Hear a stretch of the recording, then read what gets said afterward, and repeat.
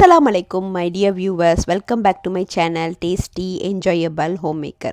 காலையில் எந்திரிச்சோன்னு முதல்ல டீ போட்டு குடிக்கணும், அப்போ தான் வேலை ஆகும். ஸோ இன்றைக்கி நீங்கள் பார்க்க போகிறது ஹெட்டிங்லேயே பார்த்துருப்பீங்க, ஒரு க்ளீனிங் மோட்டிவேஷன் vlog தான்.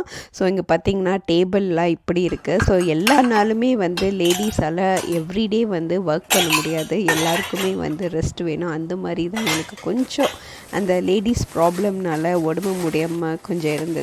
ஸோ அதனால் பார்த்திங்கன்னா வேலை க்ளீனிங் வேலை ரொம்ப ஜாஸ்தி ஆகிடுச்சு. என்னோடய ஹஸ்பண்ட் சொல்லுவார், அவரோட வேலையில் நான் வேலைக்கு போகலன்னா, நான் செய்யலைன்னா அந்த வேலை என்னோடய தலையில் தான் விழுன்னு. அதே மாதிரி தான் எனக்கும்.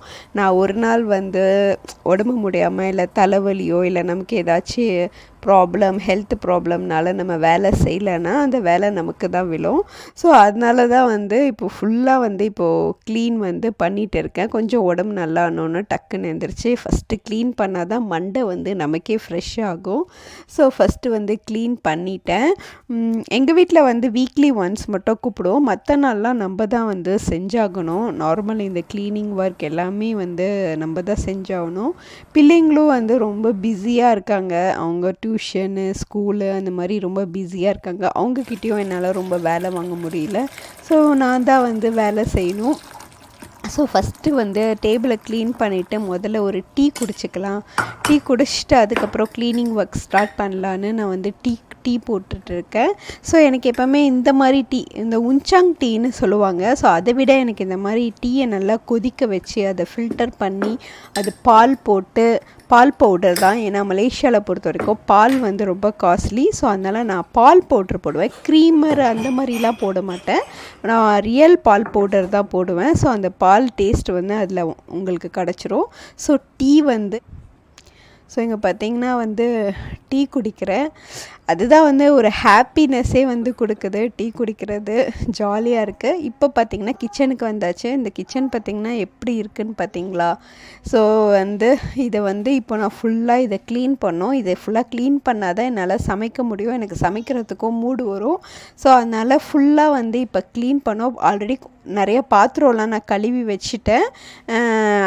இது இப்போ மிச்சம் இருக்கிற இந்த அடுப்பு துடைக்கிறது இந்த வேலைலாம் இப்போ செய்யணும். இங்கே பார்த்திங்கன்னா எப்படி இருக்குல்ல? ஸோ இதை க்ளீன் பண்ணிட்டா தான் நம்ம நிம்மதியாக இருப்போம். ஸோ ஃபஸ்ட்டு ரொம்ப எண்ணெயாக இருக்குல்ல, நான் கொஞ்சம் ஏதாச்சும் பொரிக்கிறது அந்த மாதிரிலாம் பண்ணால் இந்த மாதிரி ஸ்டவ் எண்ணெயாயிரும்.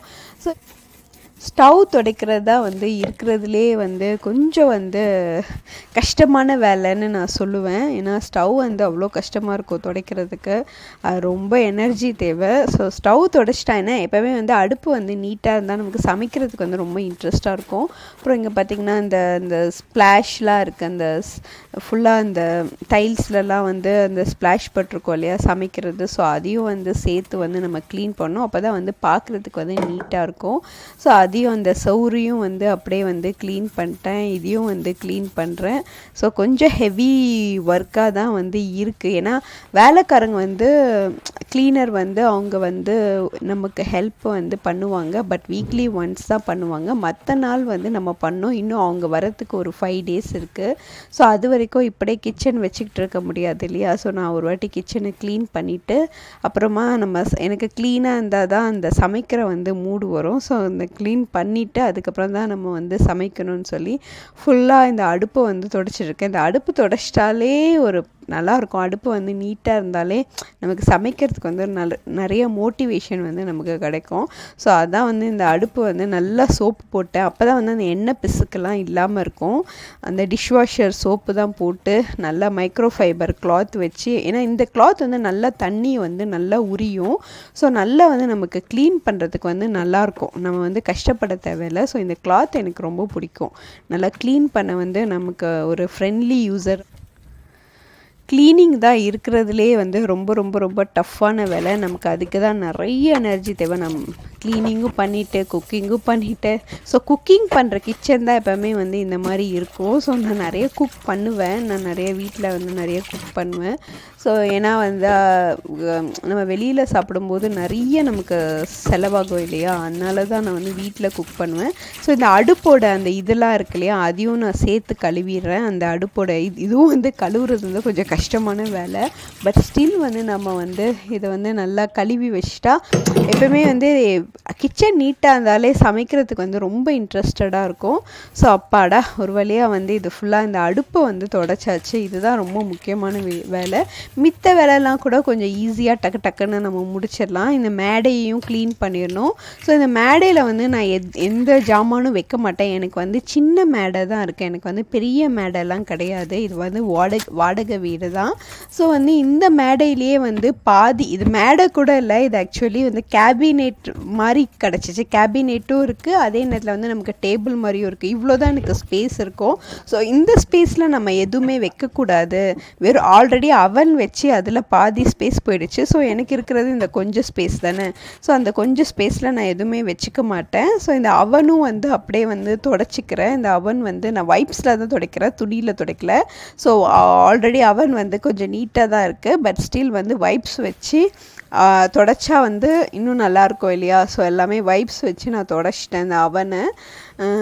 இது இன்னும் செட் பண்ணல, இனிமேல் தான் இதை செட் பண்ணணும். ஸோ மித்ததெல்லாம் வந்து சோப்பு போட்டு இந்த ஏரியாவும் வந்து நல்லா சோப்பு போட்டு இதுவும் வந்து நமக்கு சம்டைம்ஸ் யூஸ் ஆகும் நம்ம குக் பண்ணுறதுக்கு. எனக்கு நல்லா பெரிய மேடெல்லாம் கிடையாது, அந்த அவன் வச்சுட்டு இருக்கிற அந்த ஸ்பேஸ்க்குள்ளே தான் நான் வந்து சமைக்கணும்.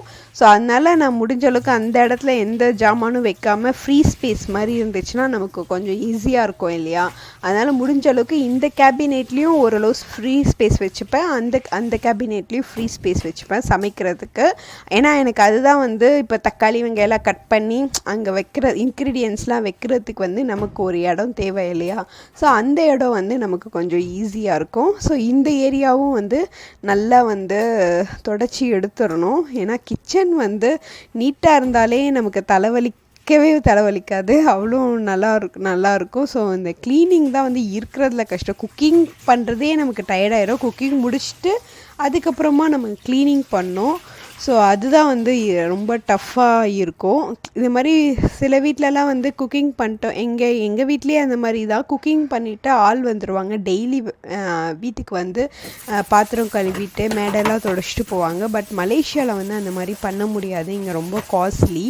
எவ்ரிடேலாம் வந்து வரணுன்னா ரொம்ப காஸ்ட்லி. ஸோ நான் வீக்லி ஒன்ஸ் கூப்பிட்டுப்பேன். மற்ற நாள்லாம் நம்மளோட வேலை ரொம்ப இதுவாக இருக்கும். ஆக்சுவலி ரொம்ப டயர்டாக தான் இருந்தது. ஆக்சுவலி எனக்கு 2 டேஸாக வந்து உடம்பு முடியல. ஸோ அதனால் வந்து வேலை வந்து என்னால் செய்யவே முடியல. அதுக்குள்ளே வந்து இப்படி ஆயிடுச்சு.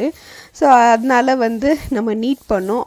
க்ளீனரை கூப்பிட்றதுக்கும் டைம் இருக்குது. ஸோ அதனால் வந்து நானும் வந்து நீட் பண்ணிகிட்டு இருக்கேன். இந்த இடத்துல என்னமோ மையாக இருக்குது. ஸோ அதெல்லாம் இது கிச்சனுக்காகவே இந்த ப்ரெஷ் வச்சுருக்கேன். ஃபஸ்ட்டெல்லாம் நான் மோப் பண்ணுவேன் கிச்சனு. ஏன்னா மோப் பண்ணால் அவ்வளோவா செட் ஆக மாட்டேங்குதுன்னு சொல்லி நான் இப்போல்லாம் வந்து அந்த ப்ரெஷ்ஷு தனியாக கிச்சனுக்குன்னு வாங்கி நான் அப்படியே தண்ணி ஊற்றி நல்லா கழுவி விட்டுருவேன். ஸோ அப்படி கழுவி விடும்போது ரொம்ப நல்லா பளிச்சுன்னு இருக்கும். இந்த ப்ரெஷ்ஷு வச்சு நல்லா தேய்ச்சி கழுவி விட்டுருவேன்.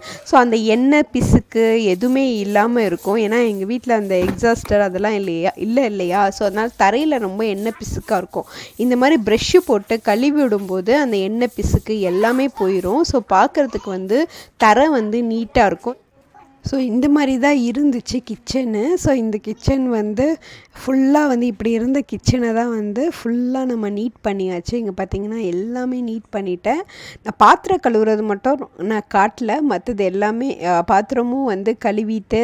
ஸோ ஏன்னா எல்லாமே டிஷ்வாஷரில் போட முடியாது, சில பாத்திரம்லாம் வந்து கையில் தான் கழுவி ஆகணும். இங்கே பார்த்திங்களா கையில் கழுவுற பாத்திரம் எல்லாமே கையில் கழுவிட்டேன். எல்லாமே தொடச்சி அப்பாடா இப்போ தான் வந்து பார்க்குறதுக்கு வந்து நீட்டாக இருக்குது. இந்த மாதிரி கிச்சன் இருந்தாலே பிரியாணி செய்கிறதுக்கு கூட மூடு வந்துடும். ஏன்னா கிச்சன் நீட்டாக இருந்தாலே எனக்கு சமைக்கிறது ரொம்ப பிடிக்கும். ஆனால் நீட்டாக இருந்துச்சுன்னா நான் ஆட்டோமேட்டிக்காக நானே சமைக்க ஆரம்பிச்சிருவேன். ஸோ அதனால தான் வந்து வீடு பார்த்திங்கன்னா அந்த கிச்சன் வந்து எல்லாமே கிடுப்பெல்லாம் தொடச்சாச்சு. ஸோ பார்த்திங்கன்னா வந்து சமைக்கிறதுக்கு வந்து ரெடி ஆயிடுச்சு கிச்சனு. ஸோ இது அப்படியே ஒரு 1 hour வந்து அப்படியே தரையை வந்து காய வச்சிடணும். இந்த மாதிரி நீட்டான கிச்சன் இருந்தாலே மனசு வந்து ரொம்ப ஹாப்பியாக இருக்கும். அதுவும் நம்ம தான் வந்து இது ஃபுல்லாக நீட் பண்ணணும்னு நினைக்கும் போது நமக்கே வந்து ஒரு நல்ல ஒரு கான்ஃபிடெண்ட்டாக இருக்கும், நல்லாயிருக்கும். அல்ஹம்துலில்லாஹ் அல்லாஹ் தான் வந்து நமக்கு தாக்கத் கொடுக்கணும் வேலை பார்க்குறதுக்கு. ஸோ அல்ஹம்துலில்லாஹ் எல்லாமே வந்து ஒர்க் வந்து நான் முடிச்சிட்டேன். ஸோ என்னோடய ஒர்க் எல்லாமே முடிச்சாச்சு, நீட்டாக இருக்குது. இந்த